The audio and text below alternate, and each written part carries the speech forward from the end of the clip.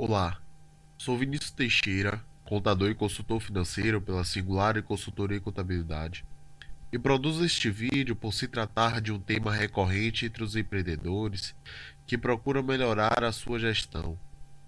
Onde estão errando? Pela experiência obtida em contato com os clientes, temos percebido erros comuns que estes têm cometido e que podem ser solucionados um a um com uma boa dose de disciplina e disposição. A inexistência de um sistema de gerenciamento. Não é à toa que este é o primeiro tópico que eu abordo no vídeo. A falta de um bom sistema onde sejam lançados todas as ocorrências da empresa ah, tem sido uma das grandes dificuldades para conseguir todos os demais passos. Por quê? Porque com a alta concorrência de mercado e a contínua expansão tecnológica, a implantação de um sistema, independentemente do tamanho da empresa ou de seu ramo de negócio, é imprescindível. As empresas que buscam excelência não podem se dar ao luxo de não ter implantado um bom sistema de gerenciamento.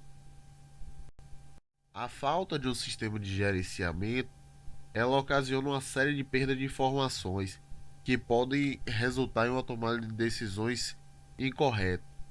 Por exemplo, quantos sócios estão recebendo, o custo dos estoques que foram adquiridos, o volume de produtos que ainda estão em estoque, bem como um bom controle do fluxo de caixa. Este último, assim como outras duas demonstrações que falarei mais à frente, formam um tripé muito importante para a tomada de decisões. Estes relatórios, então, precisam de um bom sistema de gerenciamento para que seja feito um acompanhamento de modo correto. Então, a inexistência de um sistema de gerenciamento é muito complicado para ser feito um bom gerenciamento da empresa. Não há condição de tocar a empresa atualmente sem um bom sistema. O segundo tópico é não registrar todas as operações realizadas.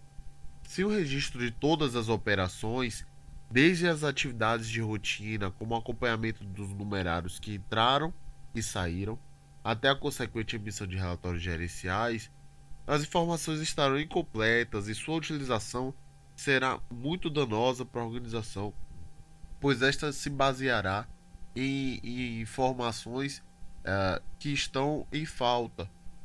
Por exemplo, não tem condições de você saber se de fato o faturamento foi este ou aquele, se faltarem lançamentos de faturamento naquele mês. Então, se você basear tomadas de decisão desde é, promoções que você possa fazer ou até comissões para empregados por conta de suas vendas, essas informações que você baseará sua tomada de decisão estarão completamente incoerentes. Então, é melhor que não seja feito um acompanhamento do que um acompanhamento mal feito, por conta do não registro das operações realizadas, certo? Então, é muito importante registrar todas as informações que forem é, ocorridas dentro da companhia. Algumas das informações eu posso pontuar aqui, como por exemplo, o quanto de dinheiro entrou no caixa, o quanto saiu para pagar contas, quantos clientes foram atendidos, qual foi o volume de operações em determinado dia, mês ou ano.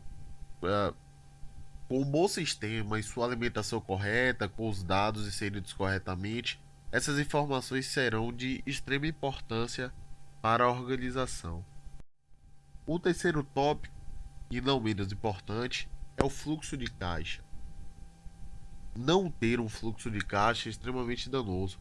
Por quê? Porque o fluxo de caixa ele é um instrumento para auxiliar o controle financeiro do seu negócio. Com essa ferramenta é possível acompanhar toda a movimentação de valores da sua empresa, com base na entrada e saída de dinheiro. Geralmente, o processo de análise ocorre em períodos mensais, mas também é feito num período anual, que daí se dá toda a estrutura de desenvolvimento para um orçamento para o ano seguinte. Então, quando você tem um bom sistema de gerenciamento, alimenta corretamente e produz um fluxo de caixa mensal, ao término do ano você tem 12 meses em que você consegue ver a sazonalidade do seu negócio e daí projetar um orçamento para o ano seguinte e ter um negócio mais bem embasado.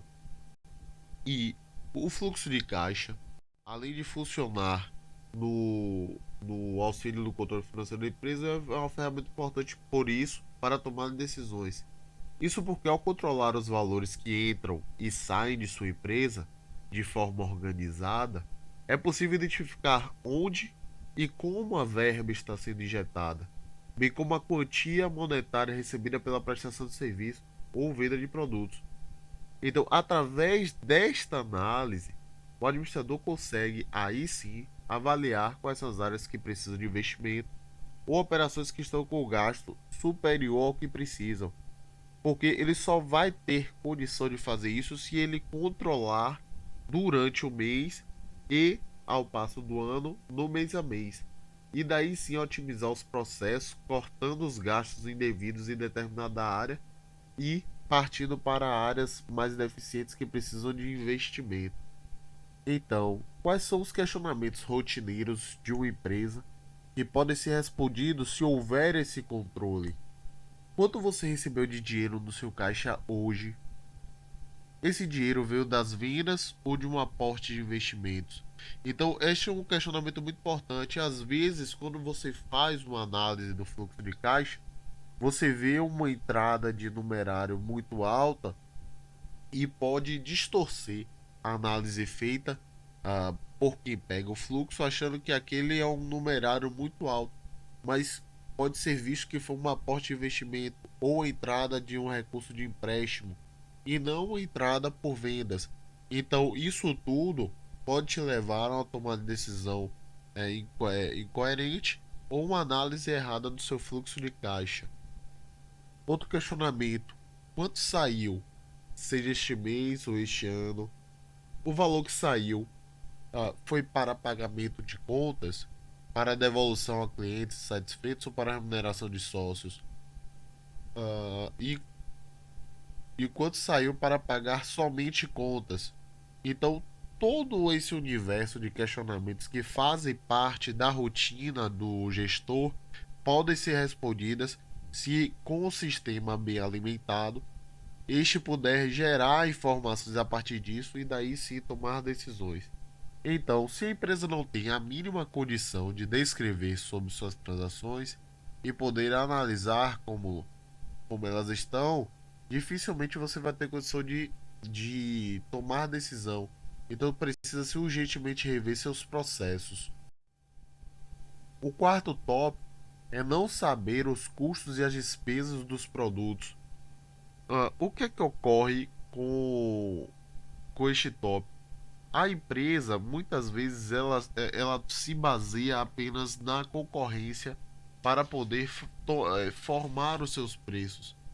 E então eles acabam muitas vezes formando preços errados. Por quê? Porque você não tem condição de saber se o seu concorrente, por exemplo, pode estar baixando o preço, ah, não somente por conta de comprar a custo mais baixo, mas ele pode estar fazendo promoções pontuais por conta de ter um caixa suficiente para suportar esta medida. E você, se o perseguir, não terá condições de fazê-lo e pode quebrar sua empresa por apenas analisar o âmbito de mercado. Então, quando você faz uma análise dos custos e despesas para a formação desse preço de venda, você tem que calcular em cima de alguns dos fatores, que são, por exemplo, não saber os custos relacionados ao produto, o valor de produção ou aquisição, você tem que saber quanto você pagou naquele insumo que será utilizado para formar o produto ou na mercadoria que você irá revender, os impostos que serão incidentes sobre este produto, o valor de armazenagem deste produto, que também tem que constar neste tópico, bem como o valor do seu frete. Então, todos estes tópicos eles têm que ser muito bem calculados para que você possa de fato daí sim calcular seu markup e vender o seu produto de maneira correta, não trazendo prejuízos futuros para a sua empresa.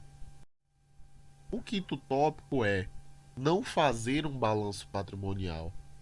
É imprescindível, assim como com o fluxo de caixa, você ter um balanço patrimonial analisado mês a mês. Por quê? Porque ele te dá uma fotografia da sua empresa.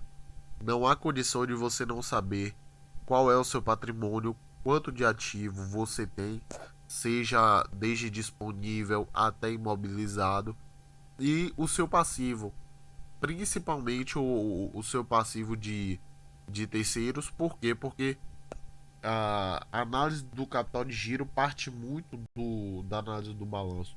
Então você precisa fazer esse acompanhamento no mês a mês. Então, o que é o balanço patrimonial para que você tenha uma noção de sua importância? É uma demonstração contábil que apresenta de forma qualitativa e quantitativa a posição patrimonial e financeira da empresa em um determinado período de tempo. O balanço patrimonial é considerado uma das principais declarações financeiras de uma empresa, pois faz parte de um conjunto de relatórios que compõe as demonstrações contábeis da mesma. Para as empresas, sua importância relaciona-se na avaliação de diversos aspectos, como estoques. Então, se em determinado momento você quiser saber qual o seu saldo de estoque, basta avaliar o balanço patrimonial, sua liquidez financeira, avaliando seu ativo circulante com seu passivo circulante, assim como o cálculo de dívidas que constarão no passivo, servindo como grau comparativo para estes itens sobre seu tamanho dentro da empresa e crescimento ou queda em períodos determinados. Ah, um sexto tópico muito comum é não estabelecer um valor fixo de prolabore. As empresas tendem a ter o costume de, ah, de maneira variável, o sócio pagar contas e utilizar o numerário da empresa conforme suas questões pessoais e não se ver como um funcionário da empresa. Há uma necessidade muito grande de alteração dessa cultura aqui no Brasil, porque isso dificulta muito. Se você fizer esta definição, você terá condições de fazer um planejamento financeiro mais coerente e que seja mais sustentável ao longo de um ano para sua empresa. Então, é muito importante que se defina um valor fixo de prolabore para cada um dos sócios, inclusive para você. Esse valor pode ser igual para todos ou proporcional ao capital que cada um aplicou na abertura da empresa. Monitorar essa remuneração evita distorções na companhia e briga entre os sócios. É muito importante, é imprescindível que seja definida essa fatia da empresa para que o sócio saiba quanto tem que tirar para ele. O sétimo tópico é não separar despesas pessoais dos sócios da conta da empresa. Além de avaliar qual o valor fixo deve ser retirado, este deve retirar claramente este valor como se fosse uma remuneração aos funcionários e nunca misturar as contas dele com as contas da empresa. A empresa tem de ser sempre separada das contas do sócio. Então, esse é um dos erros mais comuns entre os empresários e essa mistura é extremamente prejudicial. Por quê? Porque você acaba também perdendo o norte de como definir as prioridades para a empresa e tomar as melhores decisões. Por quê? Porque existem gastos a mais nos resultados da empresa, que são os gastos pessoais misturados com os da empresa. Então, esse é um dos principais tópicos que tem que ser visto pelos gestores. O oitavo e último tópico é não fazer um demonstrativo de resultados. Assim como o fluxo de caixa e o balanço patrimonial, a DRE, ou demonstrativo de resultado do exercício, Forma um tripé muito importante de relatórios, pois estes te dão uma visão financeira e econômica da organização. Sem a DRE, você não tem condições de saber se você obteve lucro ou prejuízo, quais foram seus gastos e suas receitas ao longo de determinado período. Então, assim, um bom demonstrativo consegue fornecer aos sócios um diagnóstico completo dos processos da companhia, incluindo os custos e as receitas, além de indicar se a empresa é lucrativa. O demonstrativo te ajuda a entender o porquê desse lucro ou desse prejuízo visto no exercício estudado. As empresas têm procurado o aperfeiçoamento de sua rotina e principalmente tomadas de decisão baseada em relatórios confiáveis e tempestivos. Para conseguir alcançar o sucesso, o gestor terá que não incorrer nestes 8 erros. A empresa tem de pensar em sua rotina financeira desde a execução das tarefas cotidianas até a boa análise dos relatórios gerados. Desta maneira, alcançará sim seus objetivos. Agradeço muito a atenção e a oportunidade de poder dividir com vocês este conhecimento. Um forte abraço e até o próximo vídeo. Tchau.